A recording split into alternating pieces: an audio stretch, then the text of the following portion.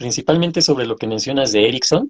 También es un modelo que es muy utilizado, como dices, en la psicología, porque nos ayuda a entender, digamos, las diversas variantes que podemos tener, porque él habla nada más como de los extremos, ajá, pero pues, obviamente entre los extremos pues hay varios puntos donde la personalidad puede agarrar su dirección, ajá, entonces, por ejemplo, confianza versus desconfianza, ¿no?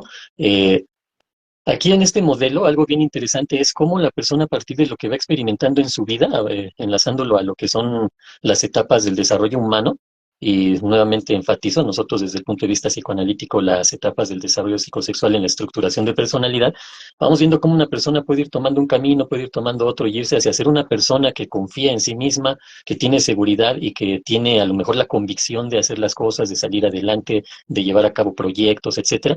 Y por otro lado están las personas que no lo hacen así, ¿no? Que son personas desconfiadas, que son personas que no tienen una seguridad en sí mismos, o lo que llamamos a lo mejor comúnmente esa baja autoestima, bajo autoconcepto, etcétera, ¿no?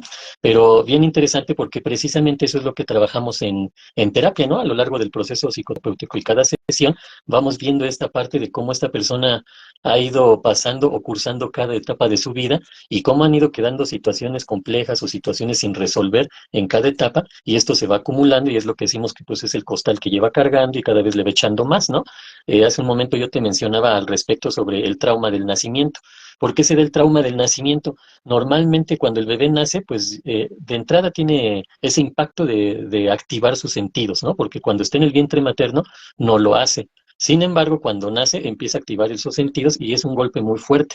Y también esa parte de sensibilizarse, ¿no? Al medio ambiente, muy distinto al estar en el vientre materno, que lo estén agarrando. Y si a eso le añadimos que a veces costó trabajo el nacimiento y utilizan ahí técnicas medio complicadas, pues todavía sufre un poquito más ese bebé, ¿no? Y ya casi casi hasta de manera irónica para terminar de rematar ahí la situación, le dan su nalgadota, ¿no? Si eso no fue suficiente, órale, su nalgada. Entonces, el bebé tiene que reaccionar, ¿no? A todo eso. ¿Qué sucede con este trauma del nacimiento? Como el bebé no tiene conciencia todavía, sí tiene instinto y sabe que algo está mal y que algo le está haciendo doloroso en ese momento o está sufriendo ese bebé, eh, tiene que irse adaptando. Y conforme vienen las siguientes etapas, pues ese trauma del nacimiento va a ir desapareciendo, ¿sí? Ya se quedó, hay que tener en cuenta que ya está desarrollado en gran parte el cerebro, todavía le falta un poquito y por eso se debe lo de la mollerita, ¿no? Porque el cráneo todavía tiene que irse estructurando, ir cerrando, porque el cerebro todavía va a crecer otro poco. Ajá. Entonces, ese bebé va a ir creciendo y si se mueve en un ambiente o en una dinámica familiar, por decirlo de alguna manera, estable, emocionalmente, a lo mejor económicamente, en cuanto a educación, en cuanto a relaciones interpersonales, etcétera, pues va a ir creciendo sin grandes dificultades más que las que lleva la vida por sí misma, ¿no? Pero si ese bebé crece en un ambiente o en una dinámica disfuncional, al trauma del nacimiento, pues le vamos a ir echando más traumas al costal. Ajá. Entonces es cuando ese bebé va creciendo y va estructurando una personalidad muy complicada y pues muchas de esas personas terminan en psicoterapia, ¿no? Y por eso es tan importante esto de mencionar eh, las etapas del desarrollo, los modelos en los que nos basamos para entender lo que va cursando esta persona, ¿no? O por ejemplo, en el aspecto del desarrollo cognitivo, pues nos vamos a lo más clásico que es Piaget, ¿no? Jean Piaget, por ahí escucharán, ah, caray, así se llama la escuela de mi hijo, ¿no? Pues precisamente por este psicólogo que hizo estudios y le dio mucha apertura y conocimiento a la parte cognitiva o a la evolución cognitiva del ser humano, ¿no?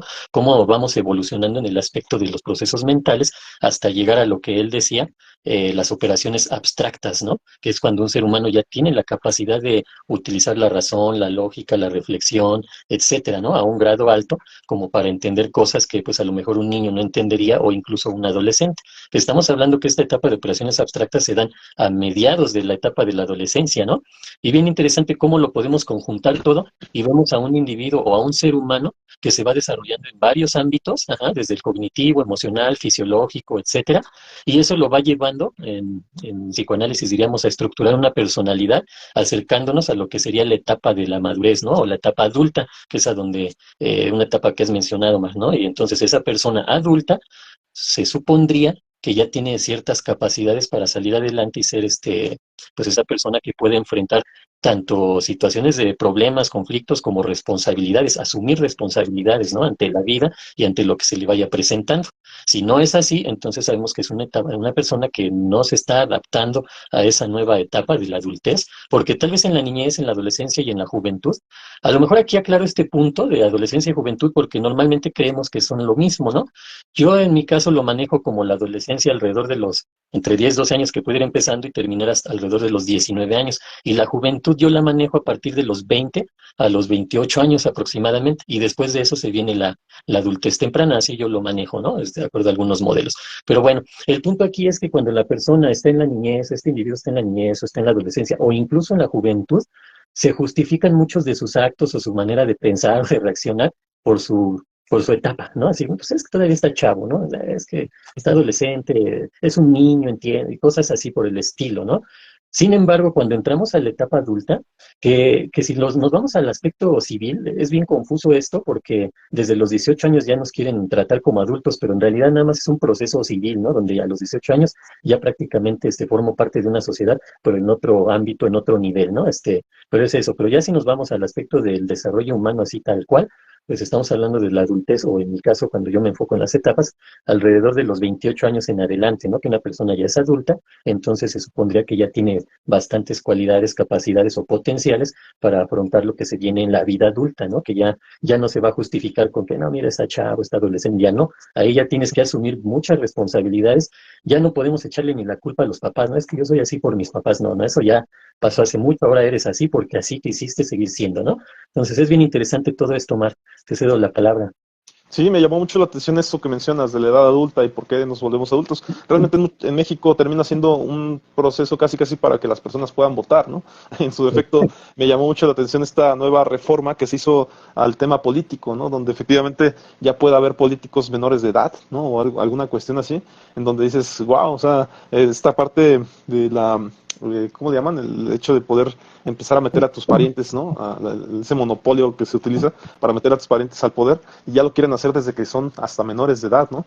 Con la intención efectivamente que empiecen a ganar su dinerito desde antes. De Entonces, eso me justificar. parece, sí, y se me hace muy feo esa parte, pero bueno, en Estados Unidos nada Peligroso. menos es peligroso. La edad adulta en Estados Unidos termina siendo a los 21 años y se habla efectivamente que ese proceso, según, tiene más que ver con una madurez biológica, ¿no? En donde efectivamente ya te Sí, puedas hacer cargo de aspectos diferentes, ¿no? Como en este caso que tener un hijo o algo así, ¿no? O hasta aspectos legales, en donde ya estás capaz de entender qué es el bien y qué es el mal, ¿no? Pero también en ese aspecto me parece que esto que decías me llamó mucho la atención de que se supondría ya no tenemos, ya no podemos tener excusas, ¿no? Como que es que mi papá, o que lo resuelva mi papá, o es que me equivoqué porque estoy chavo, dices tú, no porque soy niño todavía. Pero me he dado cuenta, colega, pues tal vez por estar constantemente atendiendo, pero muchas personas, y hasta si tú quieres lo puedo decir en mi propia persona, llegamos a etapas adultas, ¿no? 40 años, 30 años, y efectivamente muchas veces yo me doy cuenta que somos algo así como unos niños grandotes, ¿no? Por no decir niñotes, en el aspecto en que muchas cosas no las hemos madurado. O sea, es decir, también por qué tendríamos esa responsabilidad de madurar en todos los sentidos, ¿no? Tal vez yo diría que tenemos responsabilidad de madurar en aspectos legales, porque no voy a estar metiendo en temas legales porque, excusándome que soy un niño, o en temas laborales, que nos toca estar constantemente en ese ámbito, perfeccionando, tratando de socializar, de caerle bien a nuestros jefes, medianamente como que encajar, ¿no? En un ámbito laboral y demás. Pero en otros ámbitos no necesariamente tenemos esa, a lo mejor sí la responsabilidad, pero no ese bagaje, no esa madurez o ese ambiente para madurar. Y mucho de ellos tiene que ver, por ejemplo, con aspectos hasta muy íntimos, muy personales. Ajá, en ese aspecto creo que maduramos cuando ejercitamos algo, ¿no? La toma de decisiones nada menos, y más si vivimos en un ambiente o seguimos viviendo con los papás, pues generalmente quien va a tomar esas decisiones pues van a ser nuestros papás, ¿no? En ámbitos de cuestiones de importancia. Yo soy muy dado a que con mi novia lo aplico mucho, pero también me suele pasar con amigos y demás. Como dicen por ahí, el que paga manda, pero también el que paga compra. Entonces, en ese aspecto, me parece que muchas veces nos sentimos un poquito más fortalecidos cuando tenemos dinero, cuando tenemos para podernos, ¿cómo se dice?, manejar o para podernos adaptar a ciertas circunstancias, ¿no?